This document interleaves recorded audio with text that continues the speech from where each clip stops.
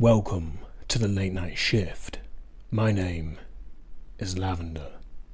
Tonight, we answer a Lonely Hearts Club ad as we bite into the case of the Czinkota vampire, Bela. So get comfy, cause this one is gonna suck. People look at you today, 20 years later, and they still have no idea what you're about. What you're about. What you're about. What you're about.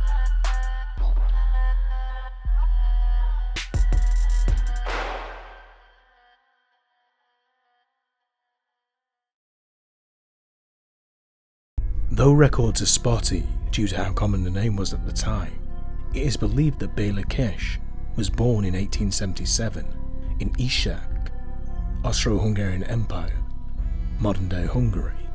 Kish was a successful tinsmith, conman, serial killer, and vampire? Little is known about the early life of the Bluebeard of Budapest as he was coined at the time, so it's hard to say whether he had typical childhood traits of a serial killer. However, revealed in an interview with his mother, Kish initially trained as a tinsmith in Budapest, but struggled to hold down employment for much of his adult life, and was said to have been a vagrant, moving from residence frequently, once as many as 18 times in 2 years, from Vienna to Budapest and back again, before settling at an apartment at 50 Kosov Lajos Street in the small town of Czinkota, which in present day is part of the larger Budapest metropolitan area. At the time, he alleged to have moved into the apartment with a quote-unquote beautiful blonde and 2 children, though, as you will soon hear, reports become muddled quickly and contradictory, because shortly thereafter, Kish would have a different mistress and the children would be gone, but we'll get back to that. Accounts of Kish's appearance vary, from tall and dark to short and blonde and athletic, often described as handsome, intelligent, well-read. One detail stayed the same though, his startling blue eyes, alleged to have a passion for astrology, palm reading, and even occultism. It is said in 1912, Kish's wife Mary, a young woman 15 years his junior, had begun an affair with a young musician by the name of Pile Bahari, while Kish was on one of his many frequent business trips between Vienna and Budapest. By the December of 1912, Bela reported to a neighbour Mary had fled to America with Pile after discovering a note stating the affair left on the dining room table after he returned from one of his said business trips. Around this time, Kish hired a housekeeper, Mary Jakubek. Also around this time, Kish would start frequently posting in Lonely Hearts columns. Kish also began renting an apartment in Budapest in case his business affairs had ended up lasting late into the night. Said to often bring the women back to his home in Czinkota, the townspeople noticed many of his female guests as a desirable bachelor. He kept his romantic affairs private, never introducing the women to his neighbours, and the majority of the women seldom being seen more than once. Before the outbreak of World War I, Kish's neighbours had noticed he had begun stockpiling a number of large metal barrels. When questioned by the police, believing he was storing illegal alcohol, Kish claimed he was stockpiling gasoline as a precaution to rationing with the rising tensions and expectancy of war breaking out. When Franz Ferdinand, the heir apparent of the Austro-Hungarian throne, was assassinated on June 28, 1914, Kish's prediction had come true. As World War I broke out, Kish was enlisted in the Royal Hungarian Honved and assigned to the 40th Honved Infantry, leaving his house to be cared for by Jakubek, on the condition she didn't enter a sealed door in his quarters on the property. Our real story starts on the 11th of May, 1916. Marton Krasinski, landlord of the property whom Kish had been renting, was visiting his property to do some renovations before renting to a new tenant, under the impression Kish had died in the war after not receiving rent for quite some time. Krasinski decided to begin with the barrel stacked in the workshop. He had heard his prior tenant was stockpiling gasoline before the war broke out, and now that gasoline was being rationed, the contents could be quite valuable. Noticing the barrels were strangely welded shut, Czinkota punctured one, leaving a strange stench emanating the air. Czinkota hurried to fetch Kish's neighbour, another tenant, an old acquaintance who ran a pharmacy, named Istvan Takacs. Takacs confirmed that the stench that filled the air wasn't that of gasoline, it was of death. As the men pried open the lid of one of the barrels, they found themselves staring at the face of a dead woman, sewn into a sack, preserved in methanol. When the pharmacist recovered from the shop, he informed Czinkota that he'd seen further barrels in the yard, a few steps away from the woodshed, leaning against the wall of the pigsty. Czinkota immediately notified the chief notary of Czinkota, Gyula Huszka, who soon arrived on scene with the gendarmeries, along with Ferenc Kuharik, a local district doctor, and so the investigation began. Forensic experts opened each of the barrels, revealing body after body, all of which had the same fate. Strangled with a cord, a handkerchief stuffed in their mouth, forced into the barrels so hard that their bones are broken. More strangely, some reports include 2 puncture wounds in the side of their necks, drained of blood, revealing a total of 7 victims in 7 barrels, as well as an 8th barrel full of women's clothing and belongings, along with a wooden box. Huszka inquired with Czinkota upon how he may question the former tenant, with Czinkota explaining that simply wasn't possible, as Kish was dead. This would go on to be the first of many reported deaths of Bela Kish. Convinced she must have some knowledge of Kish's activities, Huszka detained and questioned Jakubek. The housekeeper stated she knew nothing of the crimes, that her employer Kish had been a kind man who'd paid her generously, though in a later confession, while she knew nothing of the barrels, Jakubek would state she did have a sexual relationship with Kish, pinning Janos Nagy as a possible accomplice of Kish. Nagy, a former disgruntled police officer with an alcohol problem, shacked up with Kish being one of his closest friends. Some reports state Nagy may have been the one who provided the tin for the barrels of Kish's victims, as well as having mauled in a few Lonely Hearts columns himself, though he never murdered any of these women, just embezzled them of their money. Nagy would point the finger back at Jakubek, saying she had access to all of the property, so she must have known of Kish's activities. Nagy would further deny everything, with a trial held at the end of 1917, where the jury convicted him of 3 counts of murder and robbery, but the court ruled the jury had made an excessive decision, and due to lack of evidence, a new trial was ordered.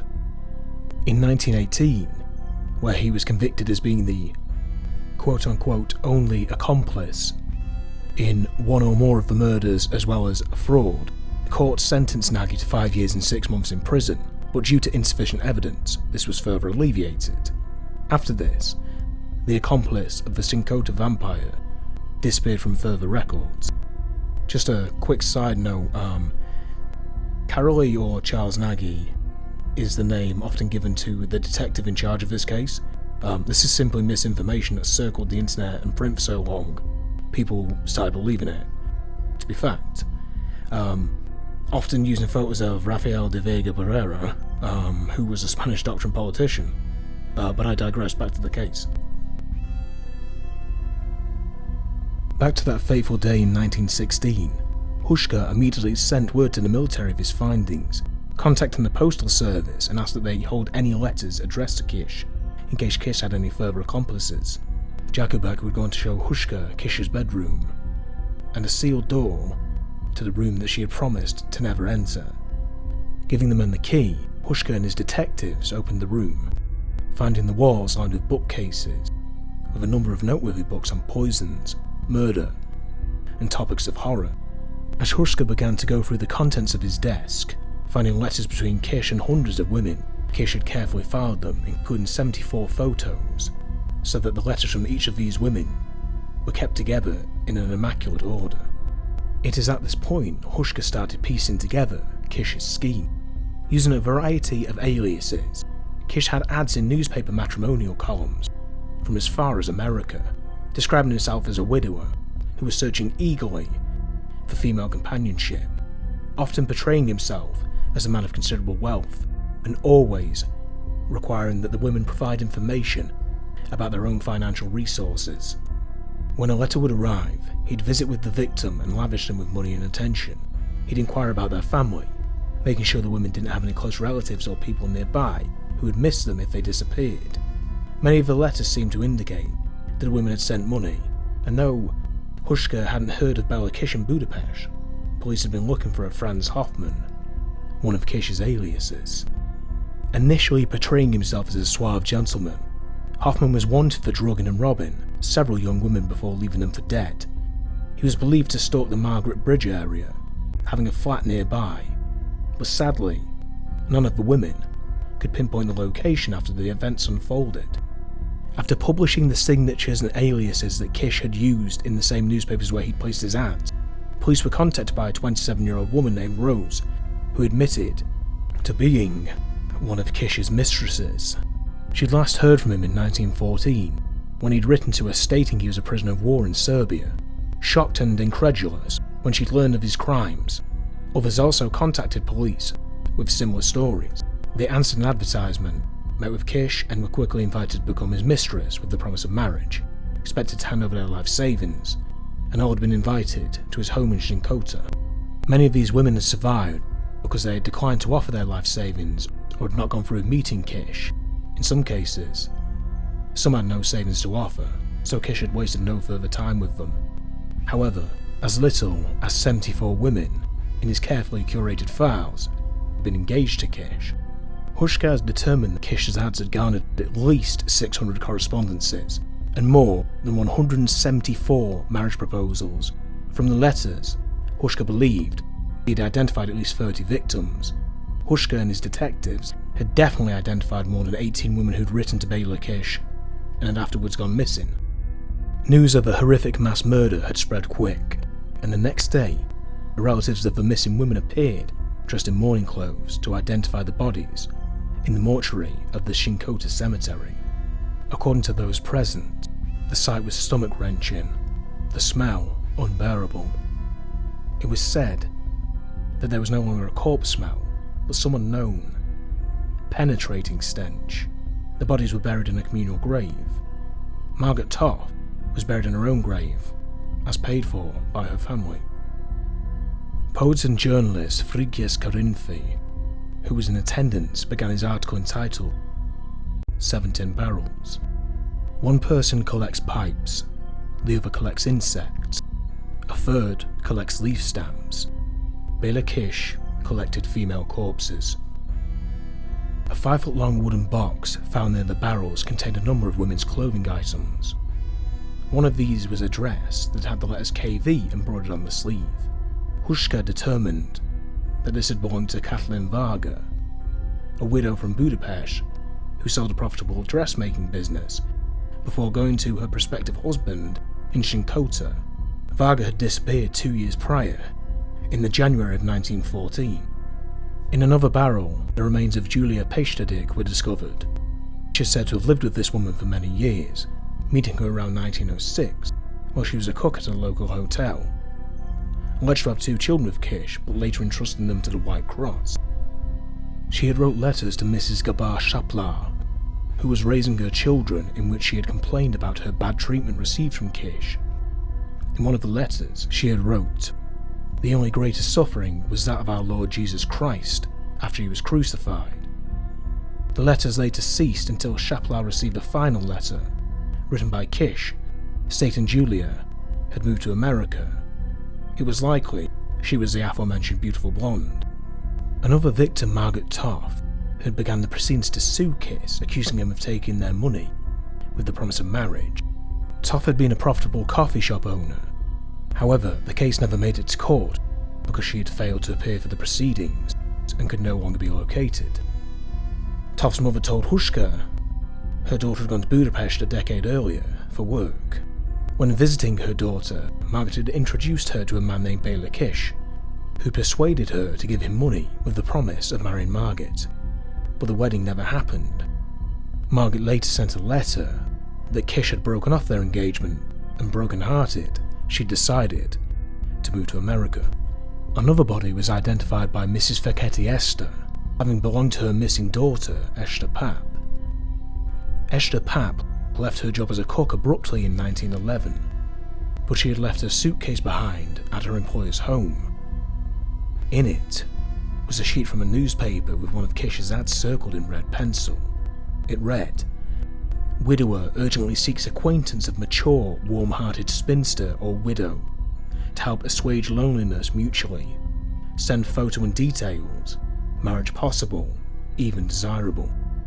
Isabel Koblitz, niece of the Austro-Hungarian Minister of Commerce, was found nearby. She had an interest in spiritualism and had disappeared from Vienna in July 1913. Katalin Kukan, another identified victim, had disappeared while pregnant in 1910. The identity of another woman, established to be Gaspar Solaschi, wife of a shoemaker from Kellenfold, a former cook of the Bristol Hotel, who had disappeared 12 years earlier. As documented in the May 15, 1916 Kiss Unisha newspaper, the area was tasked to being dug up by the Russian and Serbian prisoners of war from the local Najiki barracks camp. Some sources state as many as 23 victims were found in the surrounding countryside, an adjacent empty lot rented by Kish, and the rose gardens of the property of 50 Kazhavlajo Street, 22 women and 1 male, the male being the lover of Kish's estranged wife. Other potential named victims of Kish were that of Maria Handler, Maria Toff, and Elizabeth Komoromi. It is at this point our story takes a strange turn, and the vampire Czinkota would start appearing around the world. After several months of fighting on the Russian front, Kish had been transferred to a different unit.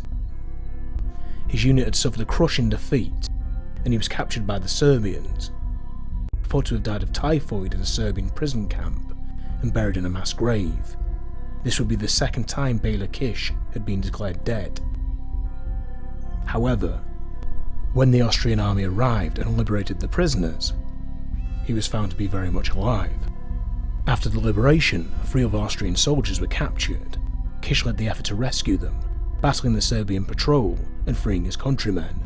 During the skirmish, he was shot with a bullet passing through both his lungs, succumbing to his injuries, and once again, Bela Kish had died 3 days later. This time, he was buried by his fallen comrades. His heroism was commemorated, with his name being inscribed in the Czinkota Rule of Honor. A neighbour of Kish had testified that he had last heard from him in November of 1915, several months after Kish's initial death had been reported.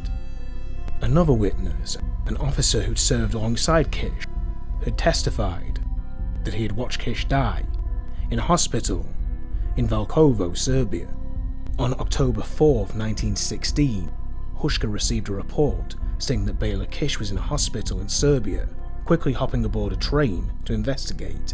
However, by the time he had arrived, Bela Kish was dead for a 5th time.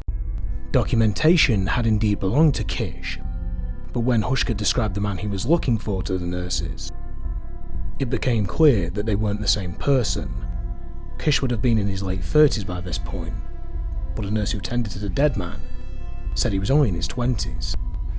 Kish had seemingly exchanged identities with the young man, and had once again escaped before the arrival of the detective.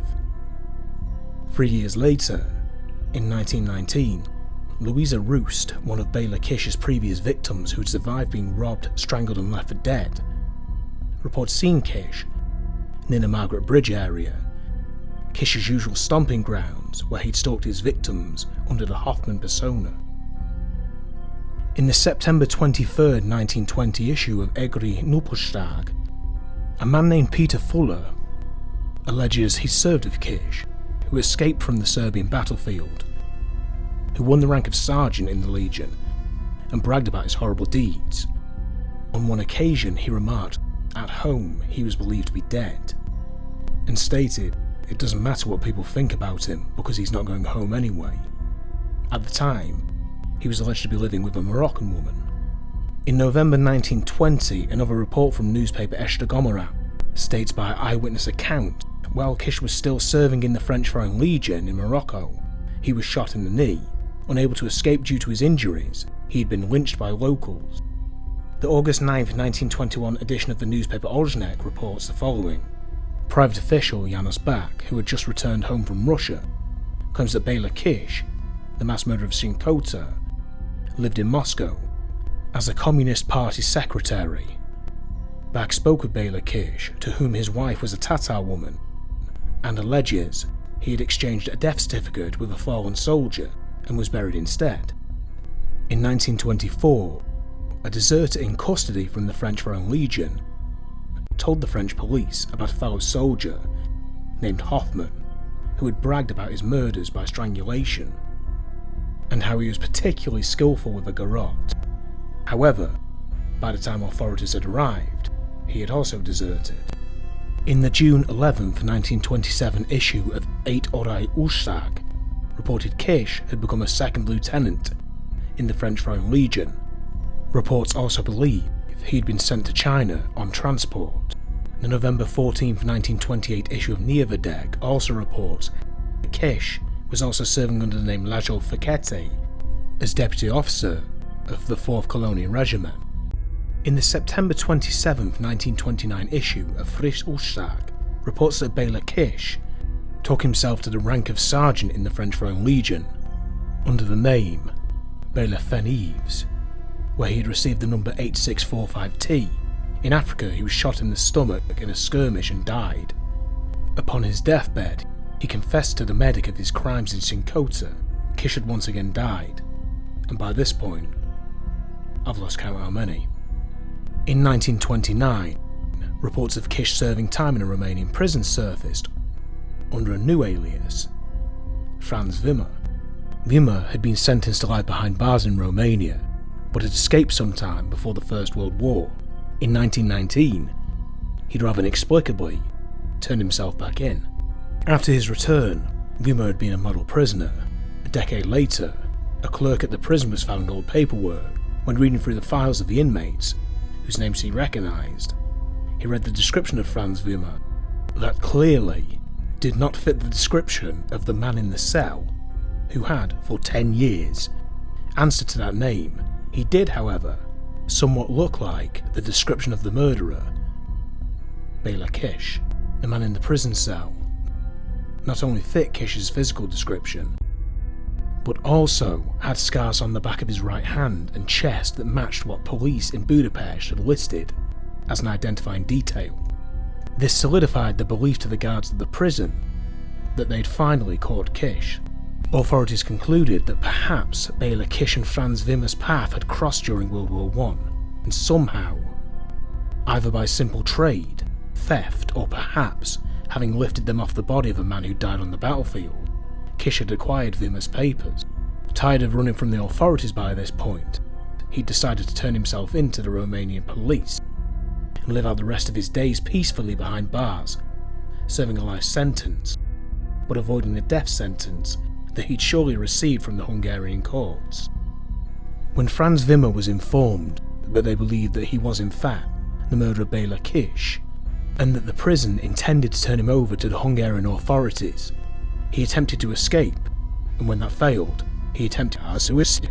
It's unclear what happened to Franz Wimmer, either the real one or the man discovered to be living his life in prison under Wimmer's name, as there are no further reports to be found. However, Hungarian officials continued their search for Kish. The August 1st, 1933 issue of Frisch Újság published an article stating Bela Kish, the mass murderer of Czinkota, was captured after 17 years of hiding in America. According to some reports, Kish was seen around Chesapeake Bay and married with 3 children, having alleged ties with local gangsters.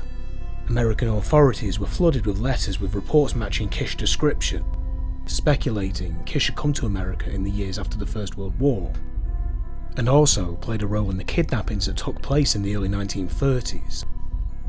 In 1934, Henry Oswald, a New York homicide detective with a photographic memory, was convinced that he spotted Kish at the Times Square subway station. Oswald called out to him, but the man disappeared into the crowd before he could catch up.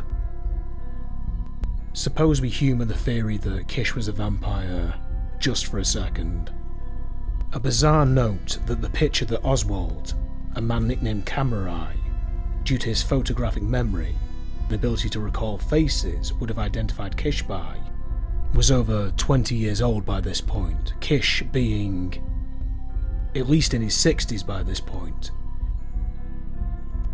After almost 2 decades on the run, moving place to place, how had Kish not aged? In 1936, a rumour spread that Kish was working as a janitor at an apartment building off of 6th Avenue in New York. But as with every other time his whereabouts was reported, by the time the authorities arrived, the man they had come to look for had disappeared and had left no trace behind.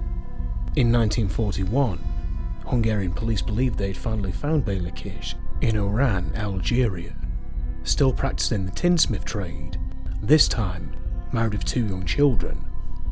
By now, the Bela Kish, who had lived in Czinkota 25 years before, should have been at least in his 60s, fitting both the description and the photos of Kish. He had papers showing an honourable discharge from the French Foreign Legion, in which he was cited for his exceptional bravery. However, extradition laws prevented him from being returned to Hungary. From here forth, the Czinkota vampire disappeared into the realm of myth, with no further murders attributed to him. Did he get his fix from being on the battlefield? Was the globetrotting vampire one of the best charlatans in history? Or did he simply die of typhoid, as the first report stated? And this was all a wild goose chase of mistaken identity. Maybe he's still out there as we speak. I doubt we'll ever really know. All I know is, paranormal is the new normal. Just a little post-video epilogue here. This one really fascinates me, and it has done for years and years, but I went deep into the research of this, and I intended to initially do it 6 months ago before my hiatus. But yeah, I'm glad I waited because I discovered even more new stuff that other people hadn't included, and yeah, hopefully I've done this justice for you guys.